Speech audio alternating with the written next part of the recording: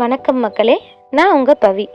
நீங்கள் கேட்டுக்கொண்டிருப்பது எழுத்தாளர் சு. வெங்கடேசன் அவர்கள் எழுதிய வீரயுக நாயகன் வேல்பாரி, அத்தியாயம் 33. குறுவழியில் உள்நுழைந்து புது நிலப்பகுதியை பார்த்த கணத்தில் மெய்மறந்து நின்றான் முருகன். பெருவட்ட வடிவில் மலைகள் சூழ்ந்திருந்தன.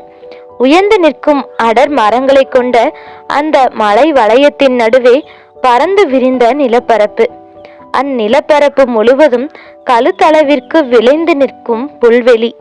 பார்க்கும் தோறும் அதன் அழகு பெருகி கொண்டே இருப்பது போல் உணர்ந்தான். சூழலில் மிதக்கும் மனம் மெல்லிய மயக்கத்தை ஏற்படுத்தியது. இந்த அழகை விட்டு பார்வை பிரியாது என்றாள் வள்ளி. குரல் கேட்டு திரும்பாமலே முருகன் கேட்டான். புலனறிய முடியாத மயக்கம் சொல்கிறது. என்ன இருக்கிறது இவ்விடத்தில்? நமது கண்களுக்கு முன்னால் விளைந்து நிற்பது நரந்தம்புல். இதன் நறுமணம் யாரையும் மயக்கிவிடும். மயிலம் மலர் போலத்தான் இதுவும் காய காய நறுமணம் அதிகமாகிக் கொண்டே இருக்கும். காய்ந்த சருகுகள் வெளிப்படுத்தும் வாசனைக்கு அளவேதும் இல்லை. நீல கடலுக்குள் உப்பு தேங்கி கிடப்பதைப் போல இந்நரந்தம்புல்வெளியில் நறுமணம் தேங்கி கிடக்கிறது. சொல்லியபடி முருகனின் கைப்பிடித்து புல்வெளிக்குள் நுழைந்தாள் வள்ளி. புற்களை கையால் விலக்கி காலால் மிதித்து நடக்கையில் கிளந்த நறுமணம் இருவரின் மனத்தையும் மயக்கி சுழற்றியது.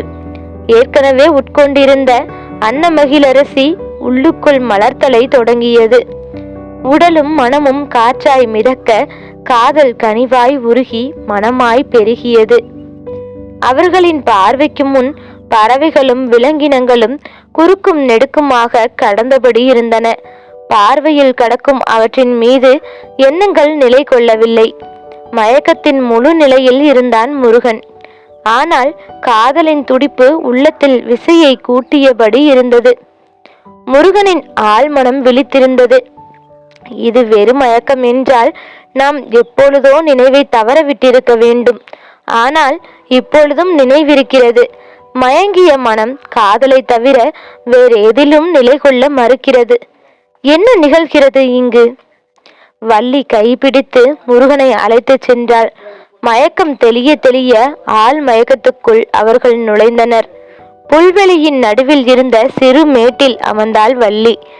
அமர்ந்த கணம் அவள் மடிதனில் சாய்ந்தான் முருகன். தனது மடியில் அவன் முகம் ஏந்தியபடி எதையோ சொல்ல வாய் எடுத்தாள். சொல்லின்றி அமைதியானாள். அவள் முகம் பார்த்த முருகனுக்கு எல்லாம் புரிந்தது. கன நேரம் ஏழிலைப்பாளையின் அணுக்கத்தில் நிறுத்தி மலர வைத்தேன். நீயோ காலம் முழுவதும் மலர வைக்க வழி செய்கிறாய். நிலமகள் நீ. உனது ஆற்றல் என்னை நோக்கி கடத்தும் காதல் எதிர்கொள்ள முடியாததாக இருக்கிறது. உள்நுழைந்த நறுமணமாய் உனக்குள் மறைகிறேன் நான். நறுமணம் சூழ் கொண்டிருக்கும் கருப்பைதான் அம்மலை குடுவை. அதன் நடுவில் இருந்த சிறு மேட்டில் வானம் பார்த்து படுத்திருந்தனர் இருவரும். நிறை இருள் கொண்டு வானம் கருத்திருக்க எங்கும் விண்மீன்கள் ஒளி வீசின. காதலில் தெளியும் பொழுதுதான் மயக்கத்தின் ஆழம் புரிகிறது. ஆழத்தை அறியும் பொழுதுதான் அது அறிய முடியாத இடம் என்ற உண்மை உரைக்கிறது. அன்னமகிழரசி உடலை மலர வைத்தது. நரந்தம்புல் மனதை மலர வைத்தது. வள்ளியின் அணுக்கம் மலர்தலில் வாழ வைத்தது. வள்ளி சொன்னால் இவ்விடத்தில் இணையோடு இருக்கும் உயிரினங்கள் மட்டுமே தங்க முடியும்.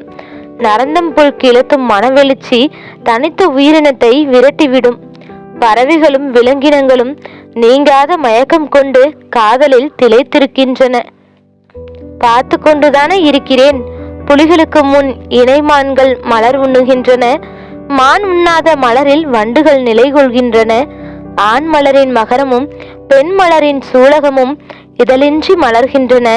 இவ்வியப்பு வேறெங்கு நிகழும்? விண்மீன்களை பார்த்தபடி இருவரும் பேசிக் கொண்டிருந்தனர். இரவு நகர்தலற்று நிலை கொண்டிருந்தது. முருகனின் கண்கள் வானத்தை பார்த்து குறிப்பிட்ட விண்மீன் கூட்டத்தையே உற்று நோக்கின.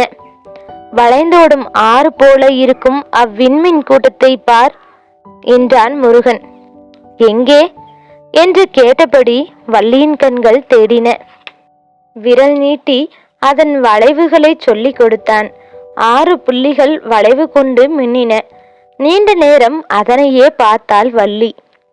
முருகன் செங்கடம்பின் மாலை அணிந்தபடி படுத்திருந்தான். வள்ளியின் மேனியெல்லாம் அதன் மனம் வீசியபடி இருந்தது. மாலை இல்லாத தனது உடலில் மணக்கும் செங்கடம்பின் வாசனையை நுகர்ந்தபடி இடப்புறம் திரும்பினாள். முருகனின் மேனியில் உதிராத இதழ்களோடு அவை இருப்பதை பார்த்தபடி புன்னகையோடு சொன்னாள், மாலை மார்பன். மனதுக்குள் பொங்கும் காதலோடு முருகன் சொன்னான், மாமலர் கோதை. கூடிய வெட்கத்தோடு குலைந்து சொன்னாள், அழகின் வடிவு நீ. இதழ் முத்தம் போல வாங்கியவற்றையே வழங்கினான், வடிவின் அழகு நீ. சிதறிய சிரிப்போடு மீண்டும் தலை சாய்த்து விண்ணை பார்த்தாள். சொல் சுழல பொருளும் சுழன்றது.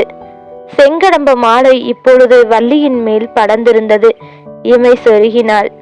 அவ்விண்மீன்களின் வளைவை என் மீது சுற்றுவது போல் இருக்கிறது உனது விரல்களின் தொடுதல். முருகனின் மூச்சுக்காற்று மட்டுமே மறுமொழியாய் இருந்தது. காற்றிலே வந்த மறுமொழி கண்டு வள்ளி சொன்னால், அனலறியும் காதல் ஒளியுருக்கி ஊற்றுகிறது அச்சம் கொள்ள வைக்கும் அணைப்பு. அணைப்பு நீங்கி முருகன் முடிந்தான். மலைமகள் அச்சம் காணாள். மூடிய இமை திறக்காமலே சொன்னால், வேலன் மிச்சம் காணான். சொல் கிளத்தும் மகிழ்வோடு சொன்னான், காதலில் நான் வேலன் அல்ல. வேட்டையில் மறைந்து கொள்வது உனக்கு புதிதல்ல. வள்ளியின் சொல்லுக்கு மறு சொல் வரவில்லை. சில கணம் கழித்து முருகன் சொன்னான், நான் உன்னுள் மறைந்து கொள்கிறேன், என்னை நீ கண்டறியாதே. சரி, ஆனால் என்னை கண்டறிய உன்னை பின்தொடர்வேன், மறைப்புகள் விளக்கி உன்னுள் புதைந்தெழுவேன். பதிலின்றி இருந்தான் முருகன். அதுவே பதிலாய் அமைந்தது. மறைதலும் தேடலும் கார்காலம் முழுவதும் தொடர்ந்தன. புதைந்தவள் மீண்டாள், மீண்டவன் புதைந்தான். மேகத்தில் தூசி மாறி தும்மல் கொண்டது. பின்னர் கூடும் முகில்களின் கொட்டம் தொடங்கியது. வேப்பமுத்து அளவினை கொண்ட மழை துளிகள் கொட்டி தீர்த்தன. ஒவ்வொரு துளி நீருக்குள்ளும் நரந்தம்புல்லின் மனம் மேலேறியது. மனமேறிய நீரின் துளிகள் வள்ளி முருகனின் வாசனையை கொண்டிருந்தன. புல்வெளியின் பெரும் பரப்பை சுற்றியிருந்த மலைமுகடுகளில் எண்ணிலடங்காத பூக்கள் பூத்து குலுங்கின. கொடிமலர்களும் கொத்து மலர்களும் வண்ணம் வீசி வளைய வந்தன. வேங்கை மரத்தின் கொத்து பூக்கள் கரும்பாறை எங்கும் கொட்டி கிடந்தன. உதிர வேங்கையும் மணிமுத்து வேங்கையும் பூத்த வேங்கையும் பாயா வேங்கையும் கொட்டும் மலைத்துளிக்கு இணையாக பூக்களை சொரிந்தன. நெருப்பையொத்த எறும்பூக்களும் சிறுவட்ட இதழ் கொண்ட எருவை பூக்களும் வெண்ணிற கூதாளி மலரும் பருத்து பேரழகோடு மலரும் புடுகு பூக்களும் சுழிவட்ட மலையை வண்ணக்குவளையாக மாற்றின. கொட்டும் மலையில் பாறை குகைகளில் இருந்த முருகனும் வள்ளியும் மழை நின்ற பொழுதுகளில் நரந்தமேட்டில் வந்தமர்வர். மழை நின்ற இரவுகளில் வெளிர்வானில் மின்னும் விண்மீன்களின் அழகு சொல்லி மாளாது. முருகனின் கண்கள் அவற்றையே பார்த்து கொண்டிருந்தன. வளைந்து கிடக்கும் 6 புள்ளி கொண்ட அந்த விண்மீன் கூட்டத்துக்குள் நிலவு சிக்கி இருந்தது. விண்ணில் தெரியும் வியத்தகு ஒளி இணையாய் அது இருந்தது.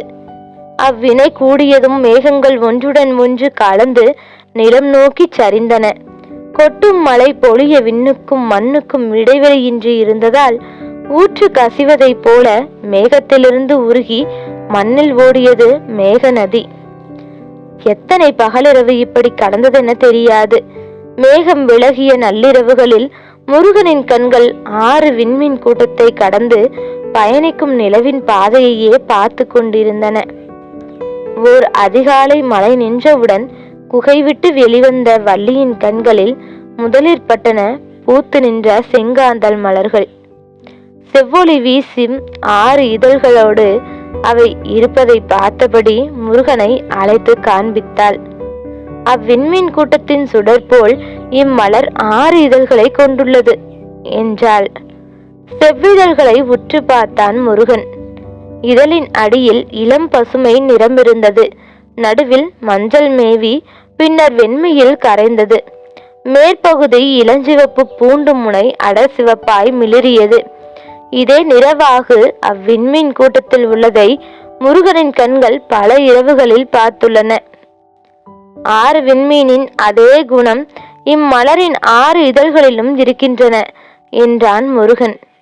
அப்படியா என்று அவள் கேட்பதற்குள் சொன்னான், இந்நிறங்கள் அனைத்தையும் காதலில் திளைக்கும் வேளையில் உன்னிடமும் கண்டுள்ளேன். வியப்புற்று வள்ளி கேட்டாள், நீ விண்ணை காணும் பொழுதும் என்னைத்தான் கண்டாயா? நீன்றி நான் காண விண்ணேது மண்ணேது?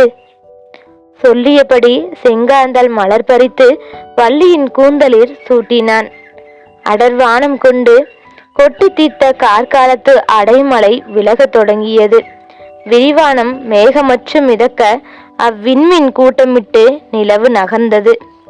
நரந்தம்புல் பரப்பில் இருந்து விலகத் தொடங்கினான் முருகன். செங்காந்தல் சூடியபடி அவனுடன் நடந்தாள் வள்ளி. புது இடம் நோக்கி அவளை அழைத்துச் சென்றான் முருகன். மலையுச்சியிலிருந்து அடிவார காட்டுக்கு கீழிறங்கி வந்தனர். அடைமலையின் கூதிர்பருவம் முடிந்து முன்பனி தொடங்கியது. நடுக்கம் அதிகமாகும் முன்பனி பொழுதில் தங்குவதற்கு கொன்றை மரங்கள் அடர்ந்து கிடக்கும் இடுக்கினை பயன்படுத்தினான். குளிர் சற்றே குறையும் பின்னிரவில் படுத்துறங்க கருங்கொன்றையின் உச்சியில் பரன் அமைத்தான். பனி நடுக்கம் தாழாமல் முயல்கள் கொன்றை மர இடுக்கில் பதுங்கின. அவ்விடுக்கின் உள்ளே கால்களை இருகணைத்து அமர்ந்திருந்தாள் வள்ளி. வள்ளியின் கணப்பில் அண்டின முயல்கள். இறை தேடி வேட்டைக்கு போன முருகன் திரும்பி வந்தபோது வள்ளியின் கணப்பில் முயல்கள் அண்டி இருப்பதை பார்த்தான். நீள்காது அசைய அவை வள்ளியை நோக்கி திரும்பின. வள்ளியின் முகத்தில் புன்முறுவல் இருந்தது. முருகன் முயல்களை பார்த்து சொன்னான், அவ்விடம் அணையாதீர்கள், பின்னர் ஒருபோதும் விலக மாட்டீர்கள். சொல்லுக்குள் பொறாமை வெளி தெரியாமல் பார்த்து கொண்டான். ஆனால் பார்வையே அதனை சொல்லியது. அதன் பிறகுதான் சில முயற்குட்டிகள் வள்ளியின் மேலேறி பதுங்கின. நீண்ட கொன்றைக்காயின் விதைகளை ஒரு பக்கம் துளையிட்டு எடுத்துவிட்டு இசைபாடும் குழலாய் மாற்றினான். பொழியும் பனியின் ஊடே பரனில் படுத்தபடி நகரும் 6 விண்மீன்களை பார்க்க அவன் தவறுவதில்லை. குருவி குஞ்சு போல் வெண்மை திரண்டு பூக்கும் முன்பனியின் புது மலரான ஈங்கை மலர் பறித்து வள்ளியின் கூந்தலில் சூட்டிய நாளன்று அவன் காடு விட்டு வெளியேறப் போகிறான் என அவளுக்கு புரிந்தது. கீழுதடு நடுங்கும்படி பின்பனி கோட்டும் அந்த நாட்களில் அவனோடு வயல்வெளியின் ஊடே நடந்து வந்தாள் வள்ளி. தவளை சத்தம் விடாது கேட்க மூக்கெங்கும் ஈரப்பதம் ஏறியிருந்தது. தாமரை படர்ந்து கிடக்கும் குளக்கரையில் மருத மரத்தின் மீது பரன் அமைத்தான். எங்கு போனாலும் பரன் மீதே தங்குவதேன் என கேட்டாள் வள்ளி. இது காதல் வாழ்க்கை. தரையில் தங்கினால் இறுகிய நிலத்தில் கூடலின் வளம் முழுமை கொள்ளாது. வானில் மிதந்தால் கூடலின் இறுக்கம் வலிமை கொள்ளாது. இரண்டும் கலந்த பரனில்தான் நிலம் அசைய வான் நகர நடுவில் நாம் மூன்றிலும் கலப்போம். அதன் பின் மறுமொழி சொல்ல ஒன்றுமில்லை வள்ளிக்கு.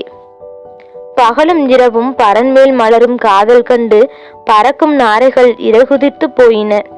காற்றில் மிதந்து வரும் வெண்சாம்பல் இறகுகளை சேகரித்து கொடி கொண்டு முடிச்சிட்டு வள்ளியின் தலையில் மகுடமென சூட்டினான் முருகன்.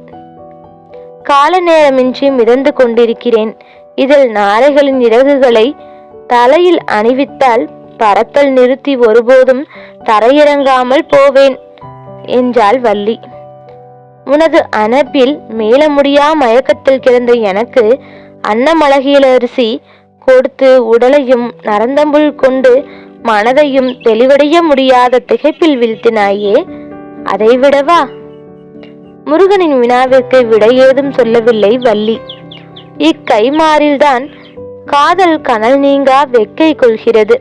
அணுக்கள் தோறும் துடிப்படங்கா தவிப்பு கொள்கிறது. தவிப்பு நீங்கா அதிகாலையில் பின்பனி பருவத்து புதுமலரான கமுகின் சிறு பூவெடுத்து வள்ளிக்கு சூட்டினான். வயல் தாண்டி கடல் நோக்கி புறப்பட்டனர் இருவரும். கடற்காற்று மேலேறி வந்து தாழை மரங்களுக்கு இடையில் கட்டிய ஊஞ்சல் பரனை ஆட்டிவிட்டு சென்றது. பரன் மீது ஆடிக்கொண்டே வள்ளி சொன்னாள், கரையில் இருந்தும் அலையில் மிதக்கிறோம். மலையிலும் காட்டிலும் வயலிலும் நாம் மிதக்கத்தானே செய்தோம். ஆனால் இப்பொழுதுதான் உப்பேறிய காற்று உடல் தழுவி செல்கிறது. இளவேனில் ஒளிக்கதிர்களால் உடல் சுடுகிறது.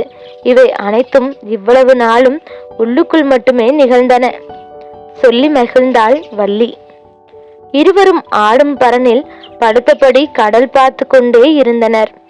நீண்ட நேரத்துக்கு பின் வள்ளி கேட்டாள், கடல் ஏன் கரையோடு நிற்கிறது? கரை மீது கொண்டுள்ள காதலால்.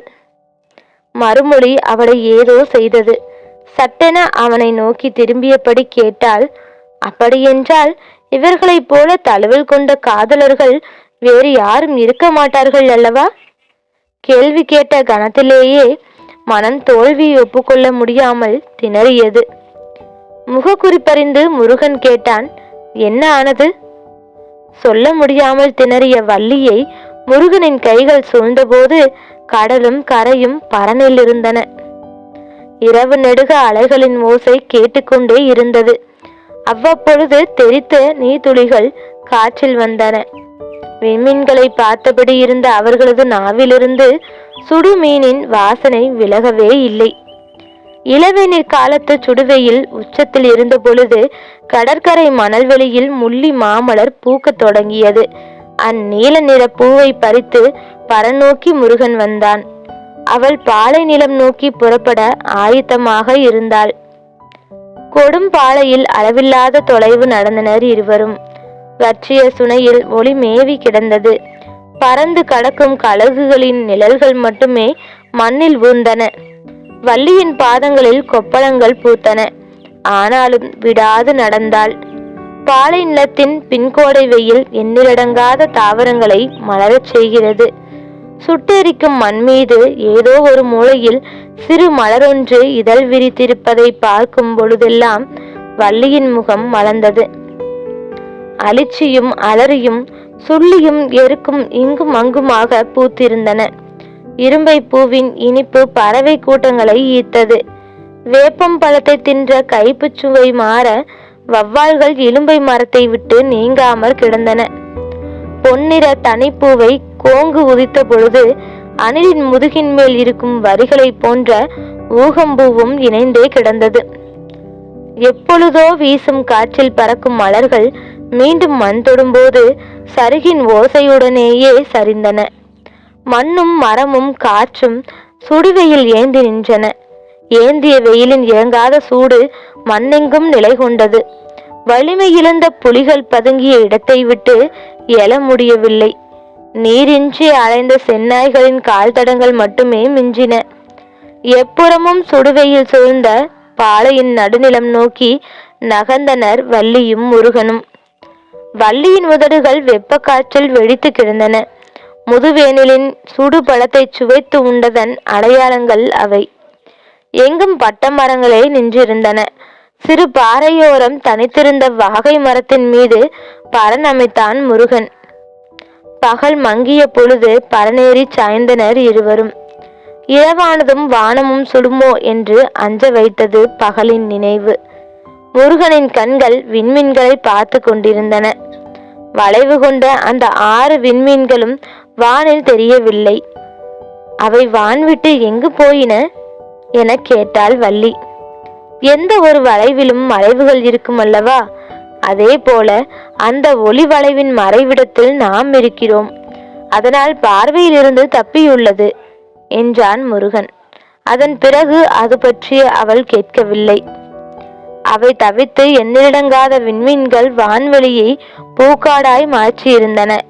எங்கும் சிதறி கிடக்கும் வான்பூக்களை பார்த்தபடி வள்ளி கேட்டால், மழை கொட்டி தீர்த்த கார்காலத்தில் நிலமெங்கும் மலர்கள் பூத்து குலுங்கின.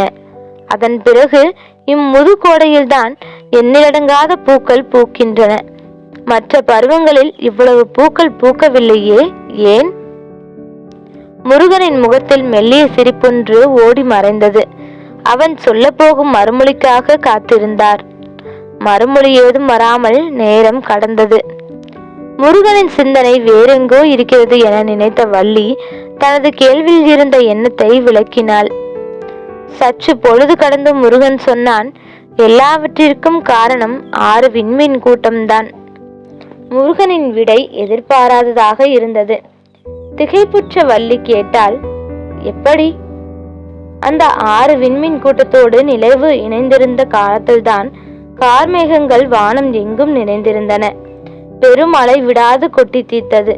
அதே போல அந்த 6 விண்மீன் கூட்டத்தோடு கதிரவன் இணைந்திருக்கும் இக்காலத்தில் சுடுவெயில் தீயென விடாது பொழிகிறது.